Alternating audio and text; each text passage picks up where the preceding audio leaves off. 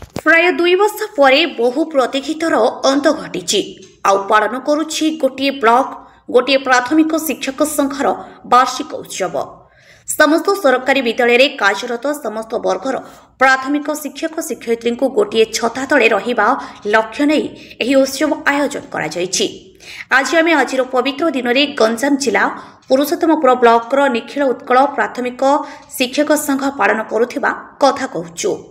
ଏହି बैठक गंजाम अधिष्ठात्री देवी मां तारातारिणी पीठर मधुवैश्य समाज कल्याण मंडप परिसर में अनुष्ठित होता। खबर मुताबक निखिल उत्कल प्राथमिक शिक्षक संघर वार्षिक उत्सव पालन हो जाइछि। गोटे ब्लॉकर गोटे प्राथमिक शिक्षक संघ निखिल उत्कल प्राथमिक शिक्षक संघर वार्षिक उत्सव पालन अवसर में मंचासीन समस्त अतिथिवृंद को हार्दिक अभिनंदन और आंतरिक शुभेच्छा जणाई एक बैठक अनुष्ठित होता। ओडिशार शिक्षा जगत में उत्कृष्ट शिक्षा पाई पुरुषोत्तमपुर ब्लॉक संघ स्वतंत्र स्थान बजाय रखिपारिछि। तेणु 147 विद्यालय में 487 जन शिक्षक शिक्षयित्री जड़े जड़े दक्ष उत्तम सुशील सुशिक्षक भाव परिचित सह शिक्षादान करती सरकार पक्षर विभिन्न कार्यक्रम को सफलतार सह संपादन करिपारिछन्ति। किंतु किछि अभाव असुविधा शिक्षक शिक्षयित्री रही जहाको नहीं आज मंचासीन मुख्य अतिथि कविसूर्यनगर विधायक श्री प्रताप चंद्र नायक एवं मुख्य वक्ता खलिकोट विधायक श्री पूर्णचंद्र सेठी को जणाइछन्ति। Bureau report Hinjili live news.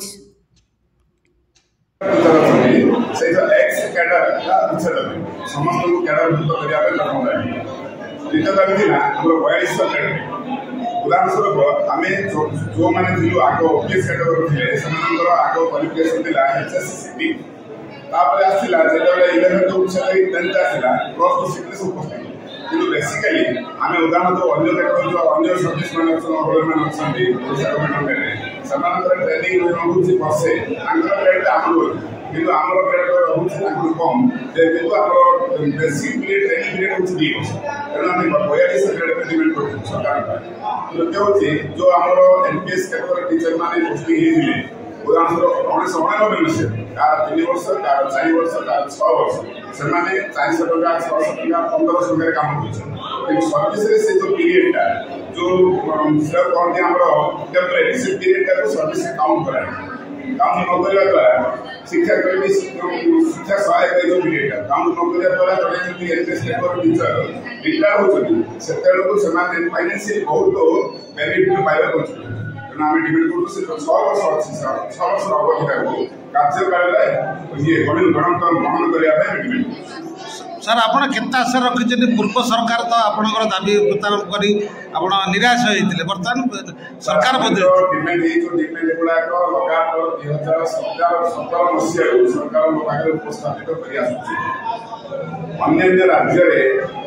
आमर एमपीएस उच्छेद कर ओपीएस लागू ना